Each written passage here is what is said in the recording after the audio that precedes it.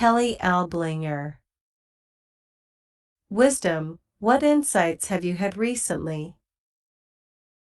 I have been the primary caretaker for my father-in-law, Phil, for the past 2 years. He's 86, with rapidly accelerating dementia. Phil has never been a compliant person. He does his own thing, in his own way, in his own time. I've had a relationship with him for more than 30 years, and during that time we have battled more times than I can count. He does not like strong women, thus a major reason that he has disliked me. I was completely shocked in 2016 when he requested that I accept power of attorney for him if he should become incapacitated. I accompanied him to the attorney, signed the paperwork, and forgot about it. During the following year, he began acting squirrely. That's a technical term our family likes to use. He would show up randomly or not at all. He would promise to replace the worn-out tires on his van, and 6 weeks later would roll up to our home on the same bald wheels. He missed doctor appointments. He didn't shower or change clothing for weeks. We knew something was wrong, but were helpless to do anything about it. Then the sheriff showed up on our doorstep with him in tow. Does he belong to you? For lack of a better answer, I said yes. He backed his van up over a curb, narrowly missing a fire hydrant and a lawn full of children. He doesn't know his own name or address. We found your info in the glove box. We're impounding the vehicle. Call this number to claim it. Have a nice day. My life changed radically in that moment. He lived with us for a short while, but he refused to sleep in the house.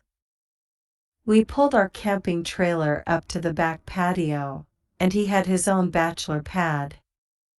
He spent the day in the house watching TV and slept in the trailer. Phil had no idea why he was a captive in our home and kept asking for the keys to his van. We repeatedly explained that the police had suspended his driver's license, and the van was damaged beyond repair. Oh, he would reply, and then 2 hours later we'd have the same conversation. I became his cook, chauffeur, laundress, and maid. We found a lovely retirement home nearby. Not fancy, not modern, but comfortable, run by a compassionate family. We moved him in. He seemed fine with the decision. After 4 months he got kicked out for striking the manager with his cane. We moved him to a more rough and tumble facility. He lasted there for 11 months. We moved him a 3rd time to a memory care facility. The staff there was trained differently. They knew how to handle him, and he was as happy as the situation permitted. He was still a pain, refusing showers, eating raw sugar from the packets on the dining table, emptying his coffee cup into the artificial plants. I handled all his financial affairs, bought him clothes, shuttled him back and forth to endless medical appointments and physical therapy. His capacity to understand his own life was diminishing, and there were long, awkward periods of silence in the car. He didn't want to listen to music. The talk radio hosts spoke too quickly. It was too hot/cold in the car. I swear, sometimes I think he made stuff up just to be difficult. Then one day, the realization hit me that he was not choosing to be this way. He had no control of the disconnects in his brain. There were huge gaps in his memory, and he couldn't process information fast enough to make sense of it. He was losing control of bodily functions like standing, balance, walking, toileting. Phil lost all concept of time. If he couldn't see the position of the sun, he had no idea if it was day or night. He'd eat a full meal, then yell at the server for not bringing him any breakfast. Simply getting through the day became a perilous obstacle course designed to trip him up at every turn. My heart went out to him. This was not the fiercely independent man I had known. This was not the last great pioneer, a nickname he'd given himself. I now saw him through a different lens. He had morphed into a 6-foot-tall, 200-pound toddler. I began to feel protective of him, as though I was his guardian. And indeed, that is what I became. I advocated on his behalf with doctors and creditors. I wrangled for special favors from his caregivers. I made the rules bend to his needs everywhere we went. And yet I complained to anyone who would listen about what a burden he had become, and how much of my time his care sucked up. Many people have called me a saint, but I knew that I hadn't earned that title. His caregiver called and said he didn't look well, was acting strangely. He was compliant. Let her do all her business with him silently, no protests. She was scared.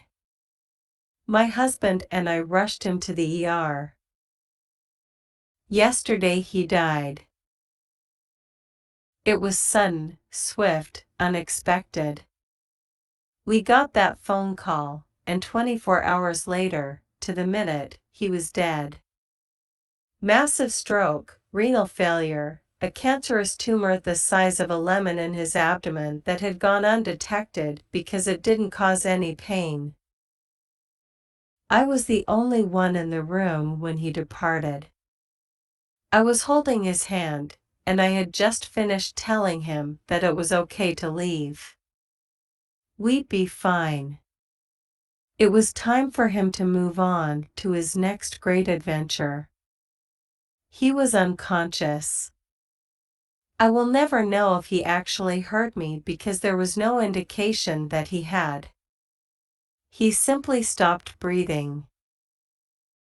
I realized what had happened and acknowledged it, then alarms started going off and the scene quickly became chaos.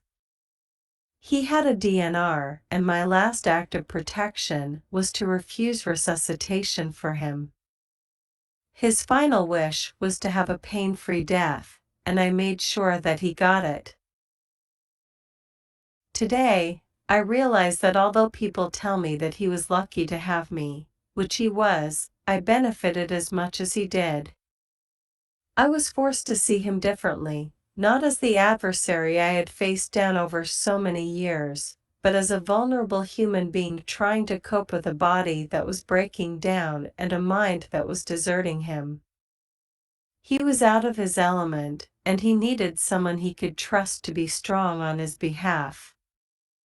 Instinctively, he knew that I was that person, and he was brave enough to ask me to stand up for him.